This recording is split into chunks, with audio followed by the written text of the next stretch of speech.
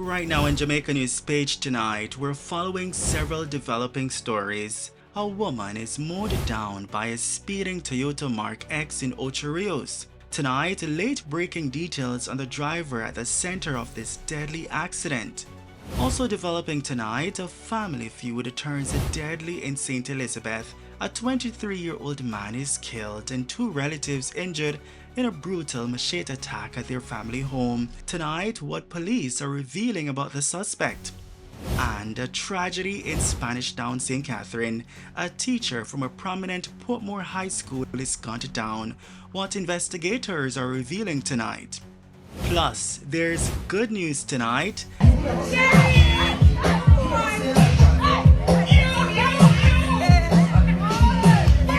Meet the passionate Brazil football fan dancing for a Brazil World Cup victory. And there's more good news tonight. I said I would, and I did. I said I would just drive up to random people's house and start cutting outside of their yard any weed, any grass. I'm tired of seeing it. Guess what? I know they'll appreciate it, so I started. This is it. A returning resident trades military service for community service, spending her own money to clean and beautify St. Thomas. Tonight, the inspiring mission winning praise across Jamaica. Welcome back to Jamaica News Page tonight. News that keeps you connected to what's happening across Jamaica, and we're powered by viewers just like you. Please click subscribe and tap the notification bell to stay connected. Thank you for joining us, Rudolph Campbell. Jamaica News Page tonight starts right now.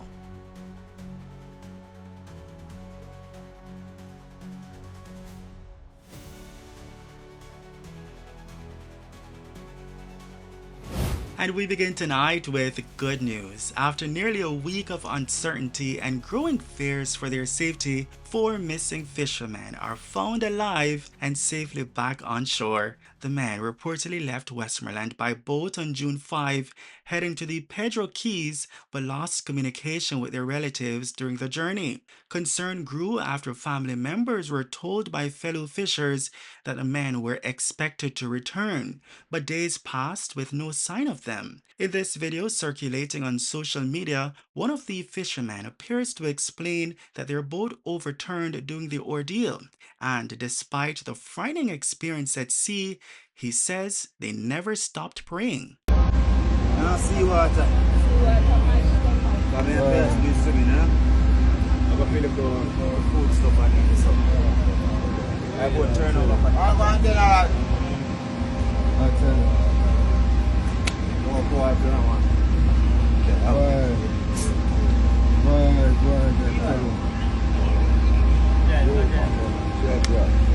Life, got a great cheese thing. Every day I'm sorry about it. The Pedro Keys, located off Jamaica's south coast, is a well-known fishing settlement and a semi-permanent base for many Jamaican fishers. We're so glad that they're back home with their loved ones. Turning now to this developing story in St. Anne, where a woman has died after being struck by a speeding Toyota Mark X in Ocho Rios. Take a look at this CCTV footage showing the moment the vehicle veers off the roadway and strikes the woman as she walks along Main Street about 5:56 Saturday morning. The woman has been identified as 65-year-old Claudette Thorpe of Petersfield in Retreat, St. Mary. Miss Thorpe was pronounced dead at hospital. And now you're looking at videos showing the driver leaving the scene moments after the crash. However, he was later handed over to the police by family members. The investigation is ongoing. Also developing tonight in St. Elizabeth, a family dispute ends in tragedy. Police say 23-year-old Travis Williams is dead, and 2 other relatives, including his mother and younger brother, are injured following a machete attack at their family home in Stevenson Town, that's in Junction. The incident reportedly occurred about 1:20 Saturday morning. Jamaica News Page understands that a dispute developed among the relatives and the 19-year-old suspect allegedly used a machete to attack his three family members. However, it's unclear what led up to the dispute.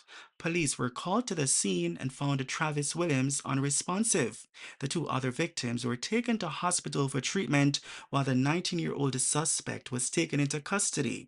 As of news time, the conditions of the two injured relatives were not immediately known. Their identities, along with that of the 19-year-old suspect, had not been released by the police. It has been a tough news day, so let's pause for a little good news. We're calling it a good news break. Take a look at this passionate Brazil fan dancing in the streets of Jamaica for a Brazil World Cup victory before tonight's game between Brazil and Morocco. Let's watch.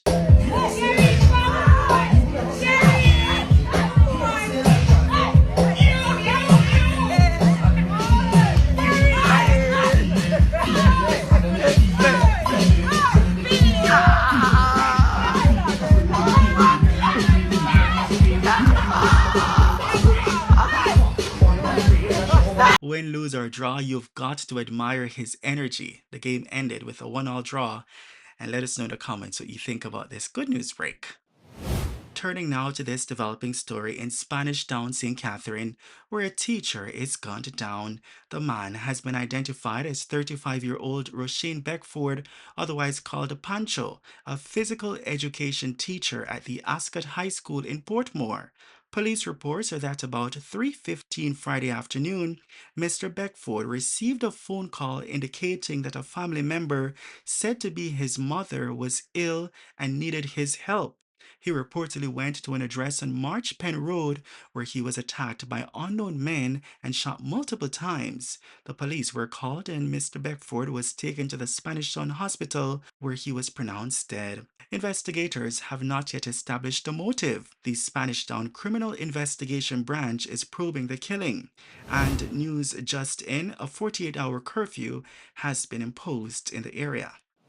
Meanwhile, commanding officer for the St. Catherine North Police Division, Senior Superintendent Hopton Nicholson, notes that the March Penn community has seen a number of violent incidents, including murders and shootings, in recent months. Over the past 7 months, the Marshpen community in Spanish Town has had a number of shooting incidents which resulted in murders and injuries to several persons. Inter and intra-gang feuds have contributed to these incidents, and the St. Catherine North Police will do everything in our powers to protect the law-abiding citizens residing in Marshpen and surrounding communities. Now, we appeal to the residents of Marshpen. We ask that you do not harbor individuals who you know are contributing to these violent activities. We ask that you allow the police to conduct the necessary investigation, and we commit to bringing the perpetrators to justice and bring closure within a reasonable time frame. SSP Nicholson is now calling on 9 men named as persons of interest in relation to crimes committed in the division to report to the nearest police station immediately. The following persons of interest we believe can assist the St. Catherine North CIB in conducting a series of investigations into the violent incidents over the past few months. They are Andre Parker, otherwise called Pi, Ricardo Nicholson, otherwise called Pong, Shemar Burton, Rajim Burton, a man known only as Crocs, a man known as Breda, 2 brothers who goes by the name Twin, a man known only as King, a man known as Shotta, a man known only as AK Man, and a man known as Blacks. We ask these persons to report immediately to the St. Catherine North CIB. Meanwhile, in Clarendon, a man is dead and a police officer is recovering after an alleged confrontation in the farm community of Effortville. The Jamaica Constabulary Force says the officer was struck in the chest area, but the bullet hit his protective vest. He was taken to hospital, treated, and remains in stable condition. However, it remains unclear whether the officer sustained any injuries or what those injuries might be. Meanwhile, the deceased has been identified as 23-year-old O'Neill Hamilton, otherwise called J or Putte, a laborer of Oliver Garden in Maypen. Investigators say members of the Area 3 anti-fugitive apprehension team were carrying out an operation in Effortville on Friday when they allegedly came under gunfire. The officers returned the fire, and Hamilton was later found suffering from gunshot wounds. He was taken to hospital and later pronounced dead. Investigators say a firearm was recovered during the operation. Hamilton was reportedly linked to several criminal activities in Area 3 Police Division, including a robbery at a bar on Sewell Crescent in Maypen earlier on Friday. The matter has been referred to the Independent Commission of Investigations, INDECOM. And finally tonight, there's good news. A returning resident is taking community service into her own hands in St. Thomas, armed with a weed whacker, protective gear, and a deep love for her parish. I said I would, and I did. I said I would just drive up to random people's house and start cutting outside of their yard any weed, any grass. I'm tired of seeing it. Guess what?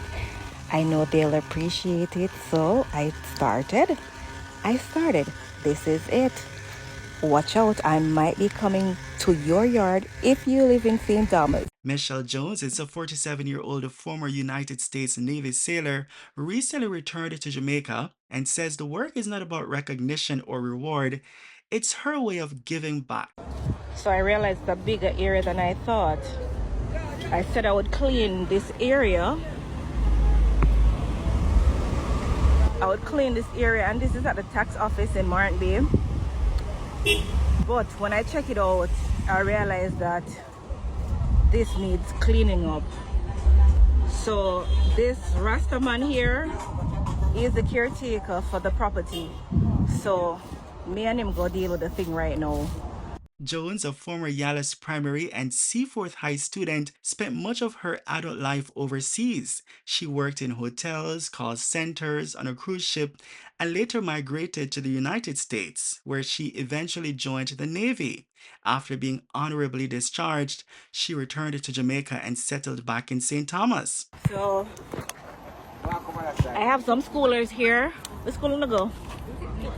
St. Thomas Technical. Yes. All right, let me stop by. They're at the tax office here.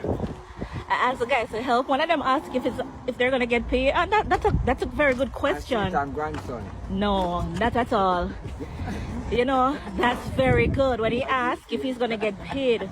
But I'm trying to let him know that more time the reason why the country is like this is because everybody's looking for money. And sometimes we just need to volunteer and clean up our country. This is the tax office. This is a government property. And yeah, these gentlemen, they're here to take care of the property. Rasta man, they're here taking care of the property. But it got a little bit overgrown because we all know that the rainfall and the weeds grow up really fast, right? So I'm here and I'm helping. I started the project and these men are helping right now. I'm volunteering. All right.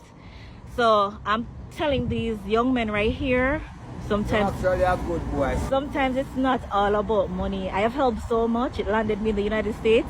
I did my time in the US Navy and I got out. Soldier. All right. So sometimes just volunteer, help the country. Yeah, just help the country. You know what I'm saying? A lot of people are talking about changes. We need changes, but nobody want to make the first step. Don't want to take the first step. So take the first step, do something. Maybe sell some bottles on the roadside, some trash. And nothing. If you want to stop and just take it up and throw it in one trash container, you know what I'm saying? But a lot of people got a pride and like, oh, I'm not take up no trash. But we have to keep our communities clean. We have to keep the country clean. That's the reason why more time when the rain fall, there's a flood, because guess what? The drain them clog up.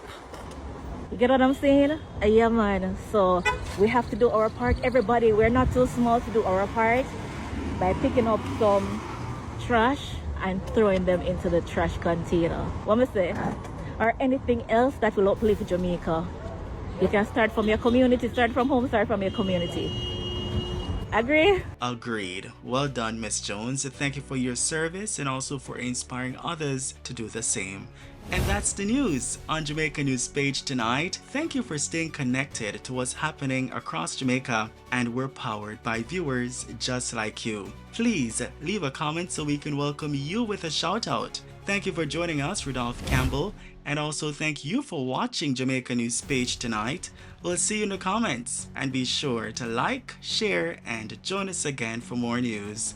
From all of us here, good night.